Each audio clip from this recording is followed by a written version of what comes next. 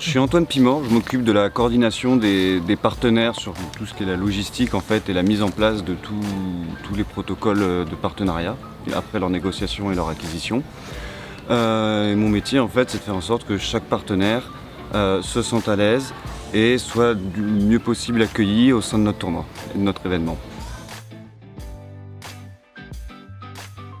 Alors j'ai un parcours un peu en dents de scie. En fait, j'ai commencé par des études de kinésithérapie que j'ai abandonné très vite en fait suite à un stage travail d'été dans l'événementiel, et je suis tombé complètement amoureux du métier, donc du relationnel, de la mise en place logistique, le fait de transformer un espace en un autre espace.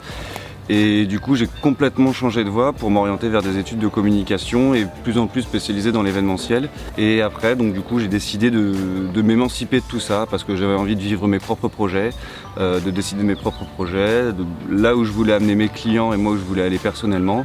Donc j'ai décidé de prendre mon statut d'auto-entrepreneur et de vivre en fait pleinement ce métier qui, au-delà d'un métier, est aussi une passion. Honnêtement, c'était un événement sur un week-end, et le fait d'être dans l'événement, que tout se passe bien de A à Z avec le sursaut d'adrénaline du fait que tout soit prêt au moment T pour que tout soit parfait, c'était vraiment cette sensation vraiment d'adrénaline et de montée en pression qui m'a fait vraiment donner le déclic et me dire c'est exactement ça que je peux faire. Donc c'est comme ça que je pense naître certaines passions. En fait, c'est juste un déclic qui arrive dans une vie et se rendre compte que c'est ça qu'on a envie de faire, peut-être pas pour le restant de sa vie, mais pour au moins une bonne partie de ce qui nous reste. Être sûr d'avoir du travail qui soit quand même constant et régulier. Faut pas toujours penser que c'est du travail en one shot, on travaille une semaine très dure et après on a des jours où forcément on ne travaille pas, c'est pas ça. Il faut vraiment être sûr de fidéliser, une fois qu'on a ses clients, de donner toujours ce petit truc en plus en fait pour fidéliser, parce qu'on a toujours une attrition en fait naturelle de toutes les entreprises et des auto-entrepreneurs, des clients qui viennent, qui entrent.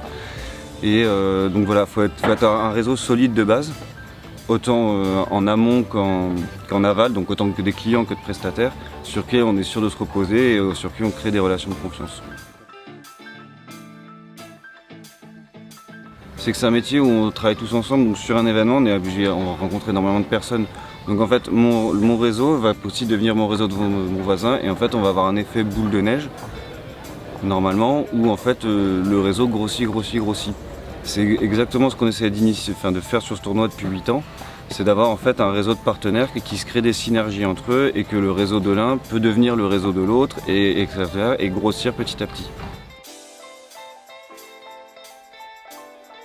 Aucun regret.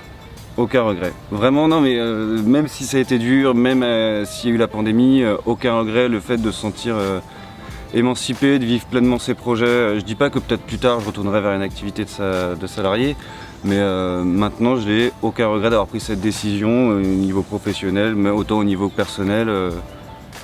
Je conseille à beaucoup de gens de le faire parce que c'est quand même génial de le vivre et d'avoir un projet professionnel qui se vit tous les jours. Après, comme je dis, ça a ses défauts, ses inconvénients, et il faut être pas sûr de son coup. Il faut le faire si on a envie de le faire, quand on se sent prêt de le faire, et d'avoir un réseau qui nous permette de le faire. La polyvalence, la motivation, et surtout la motivation. La motivation, et puis de la motivation va en découler après le bonheur d'avoir réussi ou pas, mais au moins de l'avoir fait. D'avoir essayé de le faire et d'avoir donné toutes les chances au projet qu'on voulait mener pour le faire.